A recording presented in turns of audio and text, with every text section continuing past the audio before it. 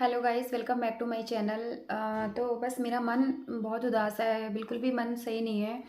एक तो ना इतने पाप होते हैं ना इस धरती पर, जिसके बारे में बोला नहीं जा सकता है। कल मैं गई थी, एक शेल्टर था। उस शेल्टर में ना गाय भैंसे देखी मैंने। फिर एक हल्द्वानी में एक मैडम का नाम है निकिता सोयाल। उन्होंने क्या कर रखा है, उनके हस्बैंड प्रॉपर्टी डीलर हैं। मैंने वहाँ पर वीडियो इसलिए नहीं बनाई क्योंकि अगर मैं वीडियो बनाती तो उनको लगता कि ये अपने चैनल के ग्रो के लिए ऐसा कर रही है। क्योंकि जब चैनल छोटा होता है ना तो कहीं पर भी वीडियो शूट करें तो दूसरे को ये लगता है कि भाई ये कर तो हम रहे हैं, ये दिखा के उसका फ़ायदा ले रहे हैं। एक मिनट, दूध वाला आ गया। तो वहाँ पर ना जब मैं गई तो किसी गाय का पैर टूटा था, किसी का कुछ था, कुत्ते भी थे वहाँ पर, बिल्लियाँ भी थी वहाँ पर। और एक गाय तो नीचे लेटी हुई थी, मतलब उसको शायद गाय को उठाने वाली मशीन थी, वो उसका मुंह ना ऐसे करके पड़ा था। मेरे को देख के लगा हाय राम, ये क्या हो गया। उसकी आंखें, मतलब गाय की तो बड़ी बड़ी होती है ना, मैंने ना उसके ऐसे सिर पर ऐसे हाथ फेरा तो वो मेरे को ऐसे देख रही थी। तो मैंने पूछा कि इस गाय को क्या हुआ है, तो उन्होंने बोला है कि इस गाय के एक पैर में कीड़े लग गए थे, तो उसको हमने काटा, तो अब ये खड़ी नहीं हो पा रही है। इसका प्लास्टर तो लगा है पर खड़ी नहीं हो पा रही है। फिर उनके हस्बैंड आए, तब तक मैं निकिता मैम से मिली नहीं थी।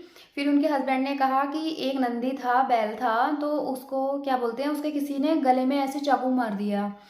चाकू मार दिया तो वो उसके सांस नली तक भी शायद पहुंच गया। वो तो पंतनगर में वो जब निकिता मैम मुझे बाद में मिली तो उन्होंने ये बोला कि हमारे यहाँ जितने भी पशुओं का ट्रीटमेंट होता है वो पंतनगर में होता है।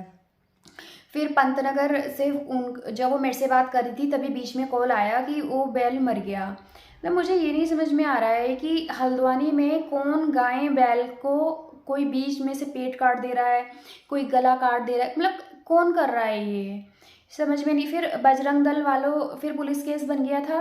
बजरंग दल वालों से भी उनकी बात हुई।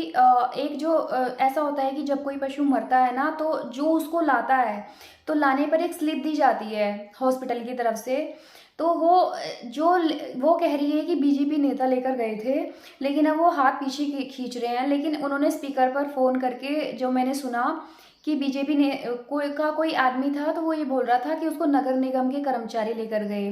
तो मैडम ये कह रही थी उसको लेके कोई भी गया हो, मुझे वो स्लिप चाहिए क्योंकि पुलिस केस बन गया है।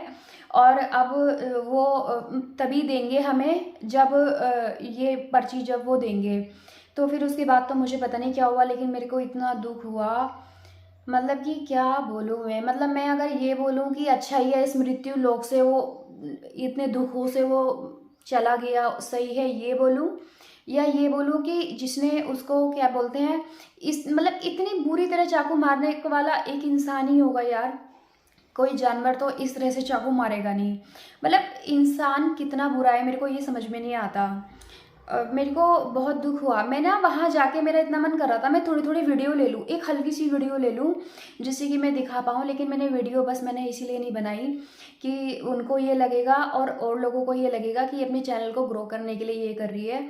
और अगर किसी को भी उनका काम देखना है तो इंस्टाग्राम पर आश्रय नाम से है उनका पेज, तो वो देख सकते हैं। और आश्रय नाम से ही उनका व्हाट्सएप पर ग्रुप चलता है, नाम है निकिता सोयाल। बहुत अच्छा काम कर रही हैं। हर महीने वो बोल रही थी कि मेरे 50 से 55 हज़ार रुपये खर्च हो जाते हैं इस काम में।